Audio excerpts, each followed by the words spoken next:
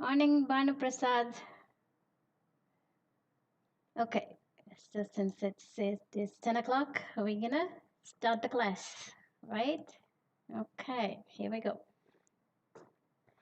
So, where did we stop in the last class? Liver, right? We finished with salivary glands, gastric glands, intestinal glands, liver, and now it's the last gland, that is pancreas. This shouldn't take a long time, so let's finish off and get to the actual physiology part of it. Now, pancreas is the second largest gland in the body. What is the first largest gland? You should know, liver, right? So this is the second largest gland. Where is it situated? It is situated in the loop of the duodenum. Now, the unique thing about pancreas is it is a mixed gland. Now, why is it a mixed gland? Because it has two kinds of glands in it. They're exocrine and endocrine. Endocrine part and then exocrine part.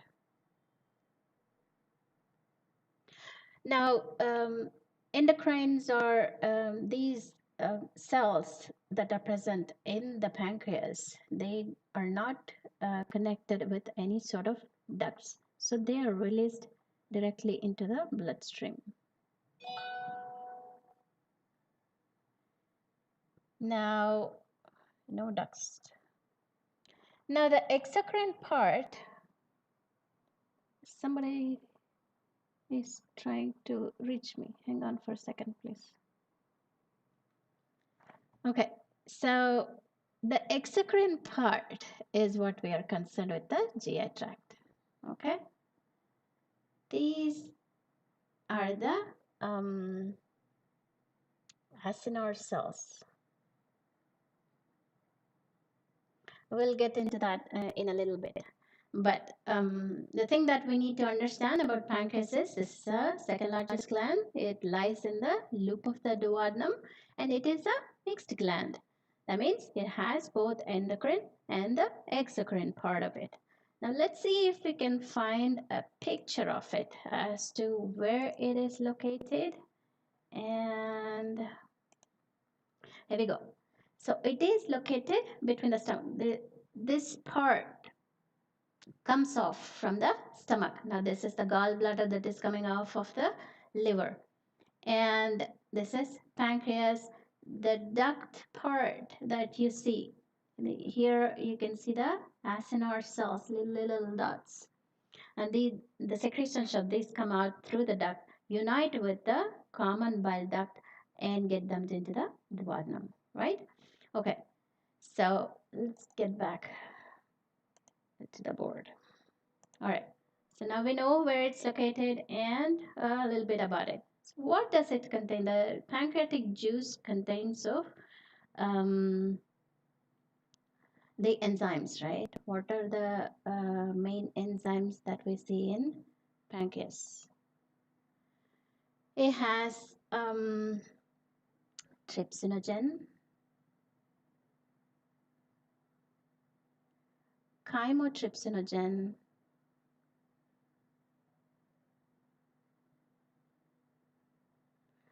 carboxypeptidase,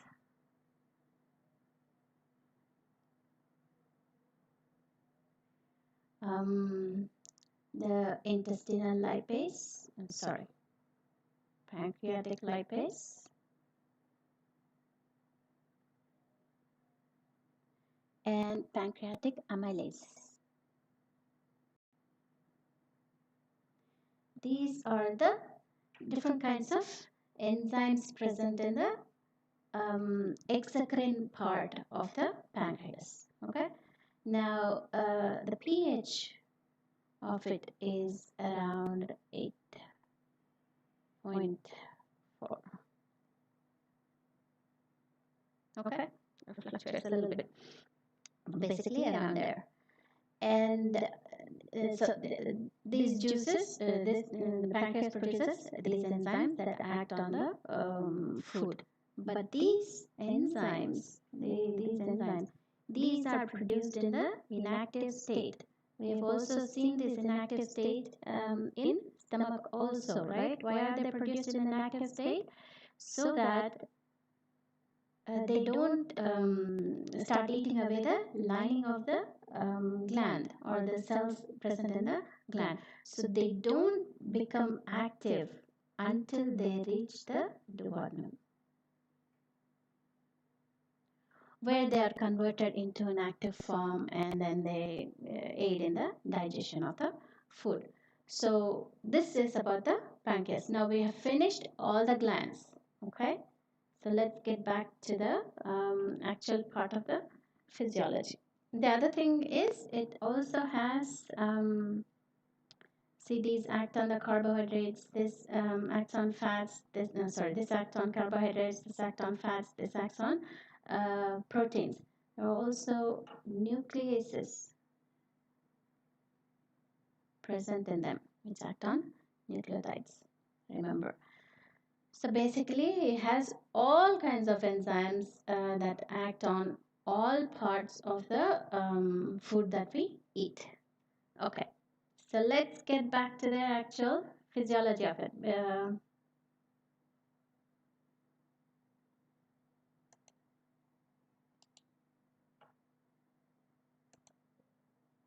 Okay.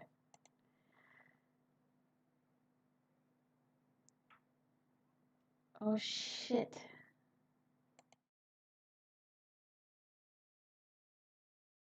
I didn't see it.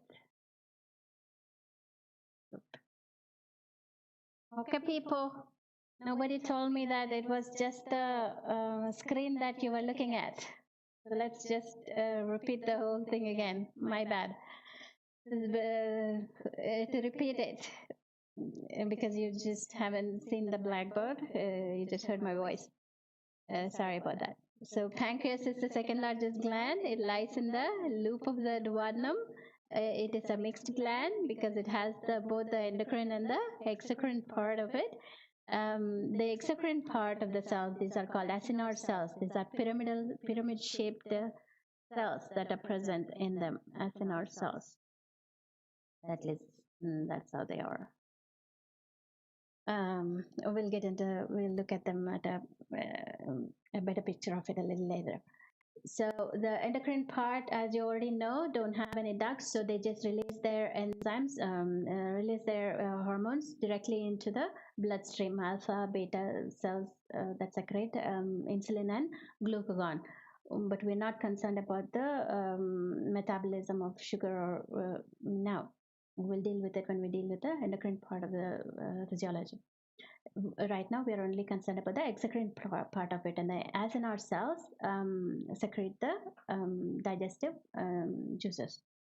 These contain trypsinogen, chymotrypsin, carboxypeptidase, right? Pancreatic lipase and pancreatic amylase.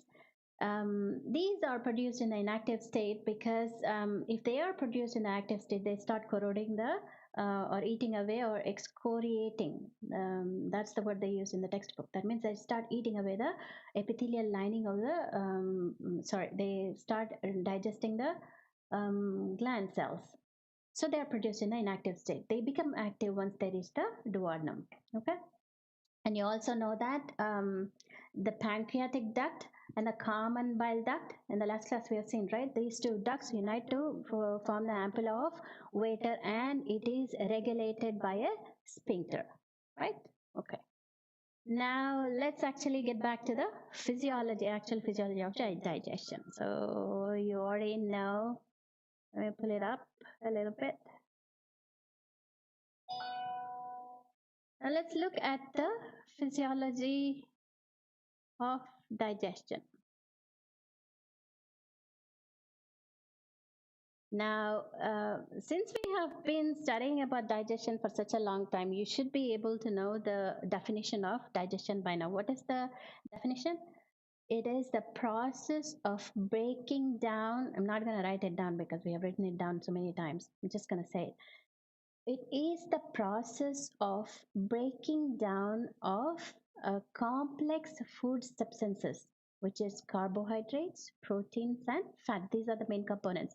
The complex food substances broken down into simple absorbable forms.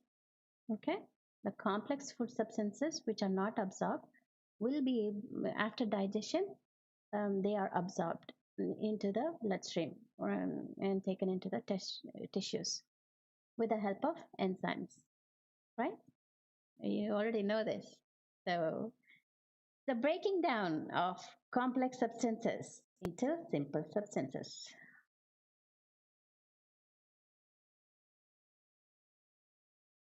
This is digestion with the help of enzymes. Okay, let's look at this digestion, right from the gut, right from the mouth, all the way to the anus. This is the GI tract, right? Remember, it starts off with the buccal cavity, of course, mouth, buccal cavity, your pharynx, esophagus, stomach, uh, small intestines, which is broken down into duodenum, jejunum, and ileum, and the large intestines, and then it is expelled out. It stays in the rectum for a while and then gets expelled out through the anus. That is the GI tract. We've already looked at it, so I'm not going to write it down. So let's see, to break it down, the physiology of digestion, to break it down, we are going to first look at what happens in the buccal cavity.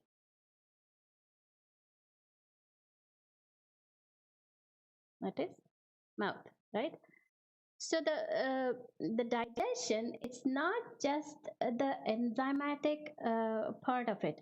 It has two things going on in this digestion. That is the mechanical process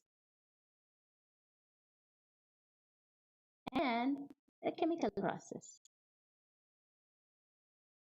Now, the mechanical process is the mastication and the peristaltic movements of the gut. So that is the mechanical process. The chemical process is with the help of enzymes. So in the buccal cavity, we find both the mechanical and the chemical processes happening. Let's see.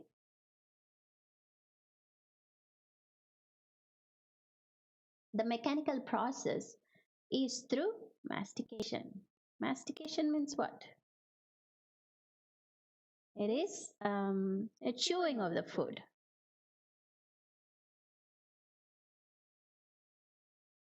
Called mastication. Now, there in this process, in the buccal cavity, two things happen. Well, all two by two, happening.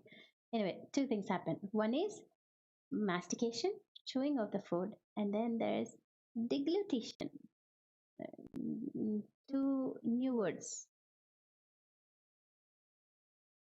mastication and deglutition. Deglutition means swallowing. If it's hard to remember this word, just say swallowing. So, two things happen: mastication and deglutition. This happens in the buccal cavity. This is all the mechanical process that we are talking about. So, what's the chemical process? Let's look at the chemical process. What is happening in the mouth? Okay, the main thing everybody knows, right? This right from when we are children, we all know that we salivate, right? And we already know what saliva consists of. Saliva consists of, to repeat it, it consists of, first of all, some salts, or you can say ions: potassium, sodium, chloride, and bicarbonate. These act as buffer. Then we have lysozyme, right? Remember our very good lysozyme. What does this do? This kills bacteria. This you should know, guys. The germs and stuff. Lysozyme. Then we have the actual enzyme. What is the enzyme present in saliva? Salivary.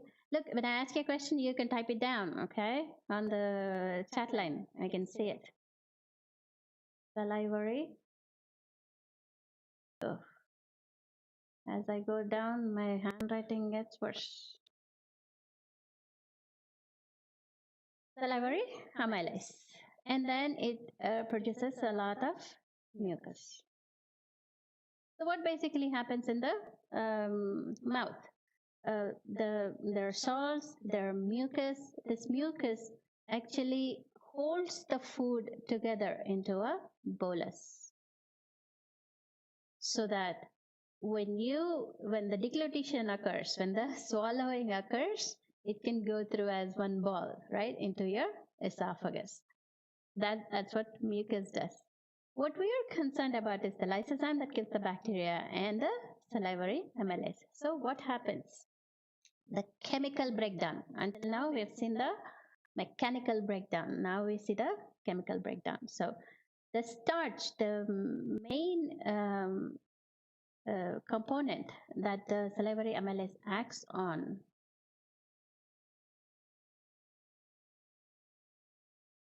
is starch.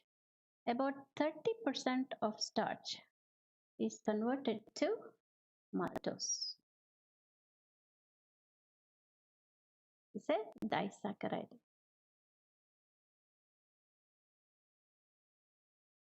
Remember, the only chemical thing, the enzymatic action that is happening in the buccal cavity is the digestion of starch or the carbohydrate. You know the three components of the food that I don't need to repeat this again and again, right?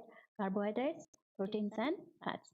The only thing that is acted upon in the buccal cavity is starch, and it is acted upon by salivary amylase. We'll come across another amylase later. For now, remember that it is salivary amylase. It is also called as talin. Both mean the same. Okay? ETYA, LIN, talin.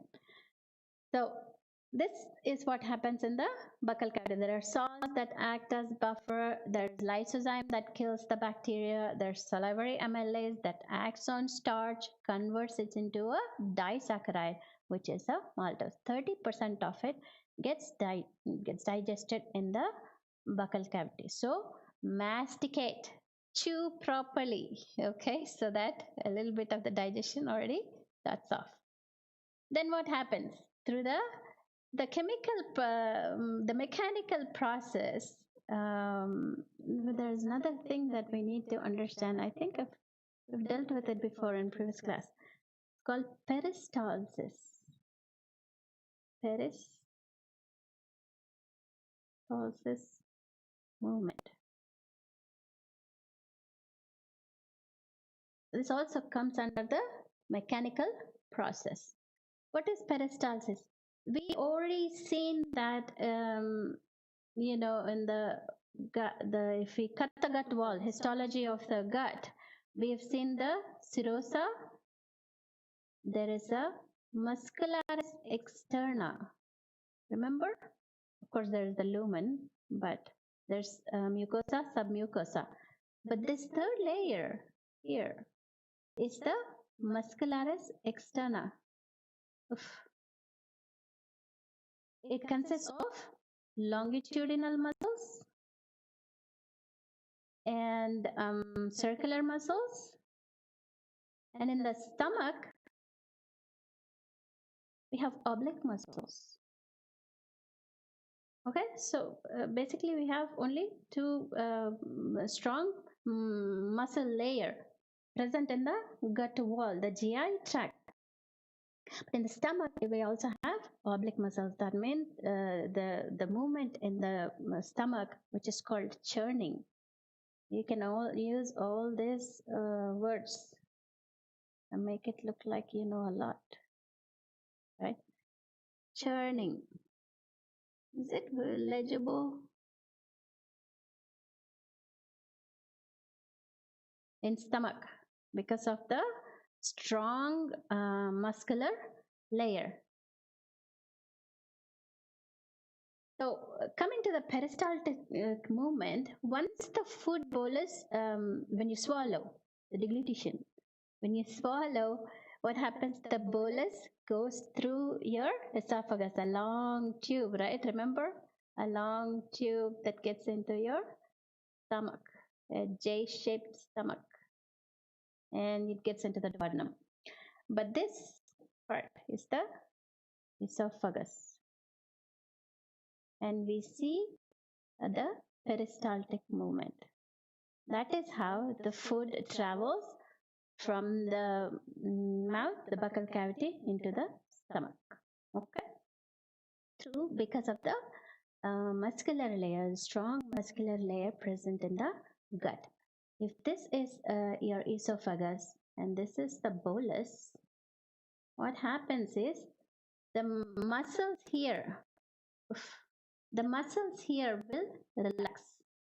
When these muscles here relax, the muscles here contract. When these contract, they actually push the bolus down. When it comes down here, again, when this was relaxed before, right, this contracts and this one relaxes. So it is pushed down. This is the peristaltic movement that is seen right from the esophagus all the way down to the rectum. We see these peristaltic movements. That's why we say the mechanical processes and the chemical processes. These are important too, so that it goes from one part of the GI tract to the other. Of course, there are regulators in between to stop the peristaltic movement, which we call as sphincters. Remember, there are sphincters present here before the stomach, after the stomach, and the duodenum before they enter the duodenum, and there's sphincters from the glands to here. There's before the ampulla of Vetter sphincter of Oddi. No, we're not gonna go into the sphincters again because we finished it in the previous class. But you know what I mean, right? The peristaltic movements. This is the mechanical process. Now the food has reached the let's rub this off. Now we know that the food has reached the stomach through the peristaltic movements of the esophagus. What happens in the stomach? In the buccal cavity we have seen, 30% of the starch is converted to maltose. So the only component of the food that has been digested in is starch. Now coming to the stomach, digestion in the stomach.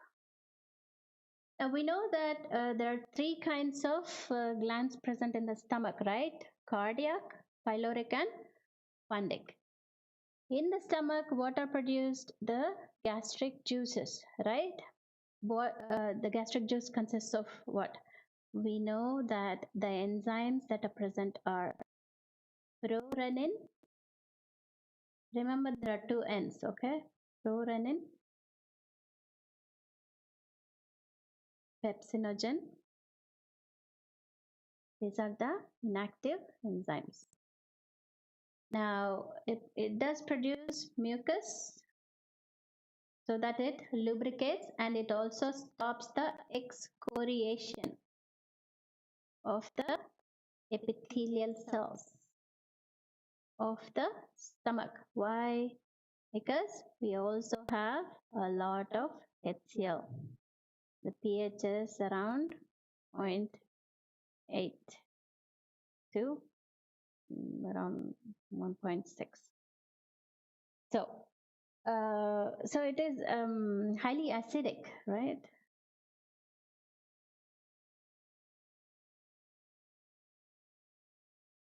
So just so the excoriation of the epithelium doesn't happen, cells produce a lot of mucus.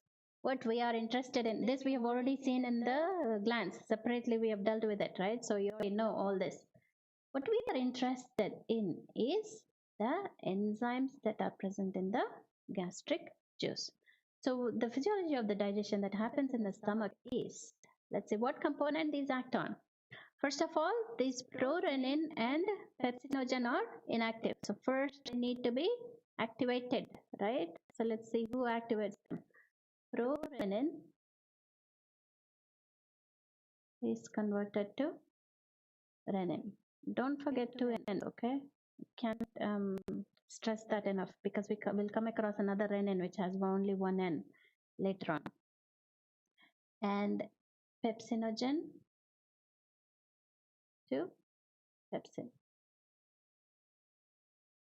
And who does that conversion? HCl. So now you know why we need an acidic medium. We need an acidic medium because these two won't act if it is an alkaline medium. So if the HCl is not produced in the stomach, where is the loss? That means proteins won't be get digested or the proteins won't be broken down. Your renin, your prorenin and pepsinogen are not converted to the active renin and pepsin. Okay, so we need an acidic medium for these to actually act. These enzymes need an acidic medium, which is provided by the HCl. Remember. Okay, so now that we have the active enzymes, right? Now what do they do? Let's see what they do. The prorenin, in milk, there is casein present. This is a protein. Now this casein, which is present in milk, usually produced in infants a lot because they drink a lot of milk, right? Casein in this renin, in the presence of calcium 2 plus, is converted to para caseinate. Okay. Now this is what the renin does. It takes the casein, that the protein present in milk in the presence of calcium, converts into calcium para caseinate. Calcium para caseinate. So this calcium para caseinate. I'm not writing the whole thing down because it takes time, but you know what that means. Calcium para caseinate. This is acted upon by pepsin. You know, we have the active pepsin here, right? So this act on pepsin converts it into peptones. Now the breaking down we have already seen is the digestion is nothing but the breaking down of the complex substances into the simple substances, right? So proteins are the complex substances. These are broken down into proteoses, a little bit smaller. These are broken down into peptones. These are even smaller than proteins. And the peptones again are broken down into amino acids.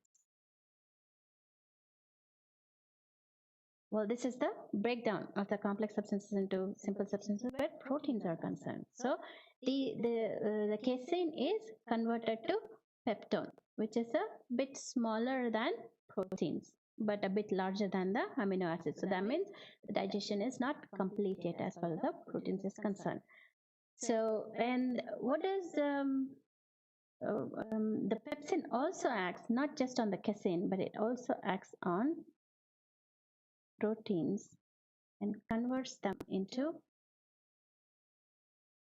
proteoses and peptones. Again, pepsin. Okay, so now before you forget, let's go up and see in the stomach. The major component that is acted upon is the starch, right? By salivary amylase enzyme present in saliva. This happens in an alkaline medium, 6.8 pH approximately. And 30% of it is digested into maltose, which is a disaccharide. Coming to the stomach, in the stomach, which is an acidic medium, very much acidic because of the presence of HCl. HCl is produced because the enzymes that are produced by your fundic glands, the proenzymes are need to be converted to active form of the enzymes, which is renin and pepsin, and these act on protein part, the protein component of the food that we eat. And this is a special case. Casein, which is present in milk, is acted upon by renin in the presence of calcium, converted to calcium para-caseinate. Then pepsin can act on that to produce peptones. Pepsin also acts on complex proteins, break them down to proteases and peptones. So in the buccal cavity, we see starch digestion. In the stomach, we see protein digestion. Okay, so these are the two simple things that happen. Now comes the next part. What is the next part? From the buccal cavity, esophagus, what is going on here?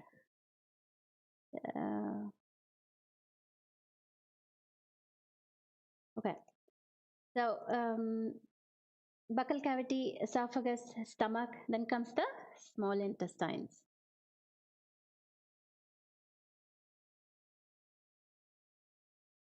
Now, what happens in the small intestines? We all know that the major part of the digestion takes place, or the completion of digestion takes place in the small intestines, and also the absorption takes place. But first, let's deal with the digestion part of it. Then the small intestines, what happens? Let's take the four components, the three components and the nucleic acid separately. Let's talk about the carbohydrates.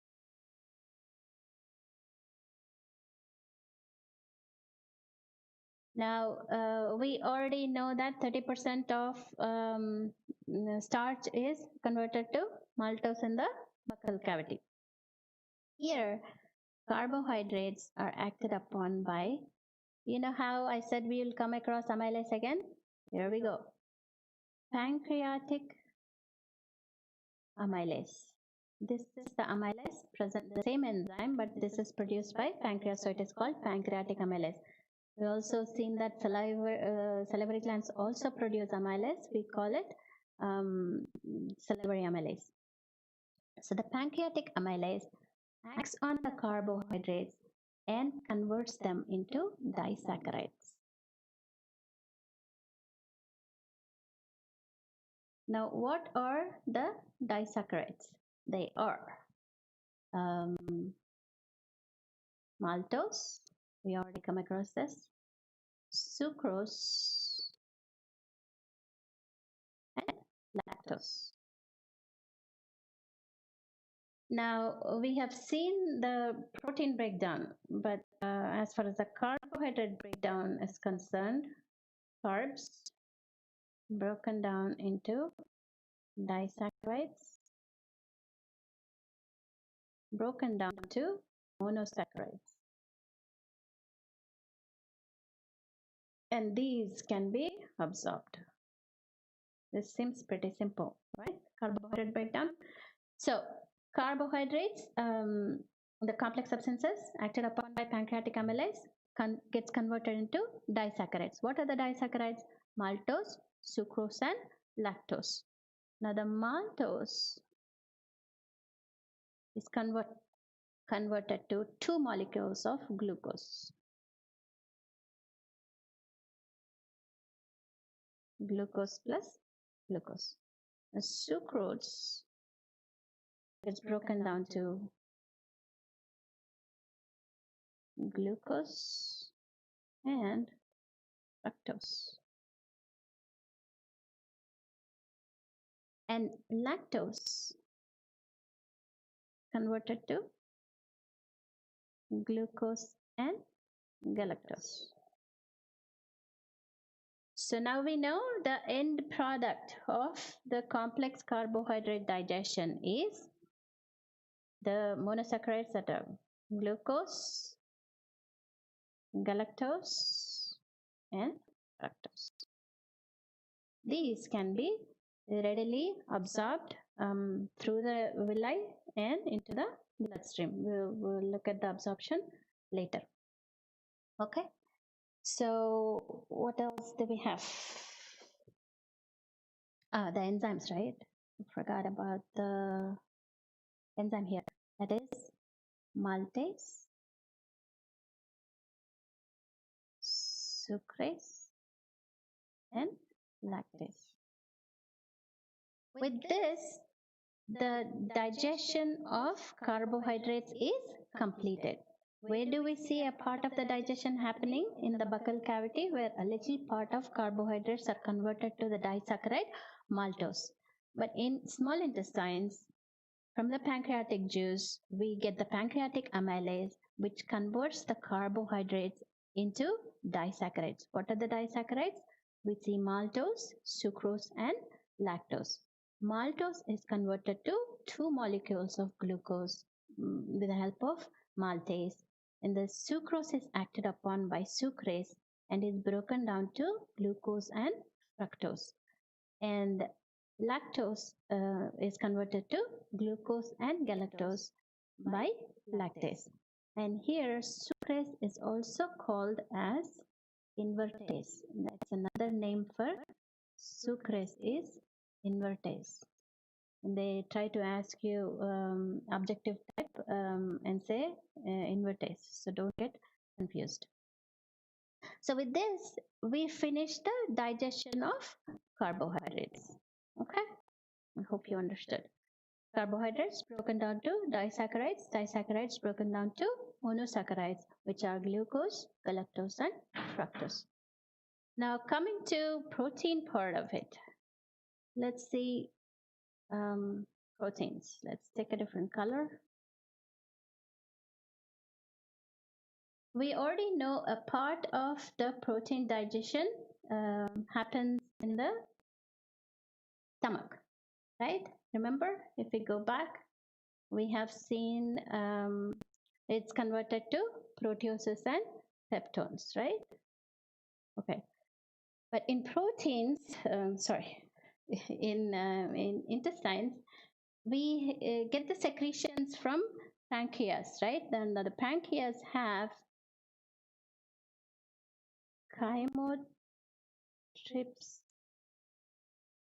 trypsinogen and trypsinogen. Now these are inactive enzymes. They are converted to by enterokinase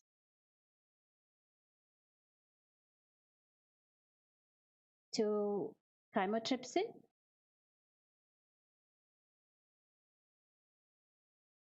and trypsin. Now, these are the inactive forms of these enzymes. They're converted to the active forms. This happens after they reach the gut. This is in pancreas. And these, gosh, the writing is so bad. Okay, and this happens in the GI tract or the small intestines, to be more specific. This trypsin, once it gets converted from trypsinogen acted upon by the enterokinase, once this forms, it catalyzes itself. It doesn't need enterokinase anymore. It catalyzes itself. It's called autocatalysis.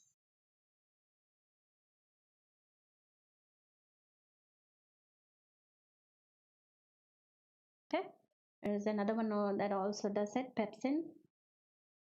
And another one which is trypsin, which autocatalyzes itself from trypsinogen to trypsin, and this trypsin converts chymotrypsinogen into chymotrypsin. Okay, so now we have the active forms. It also contains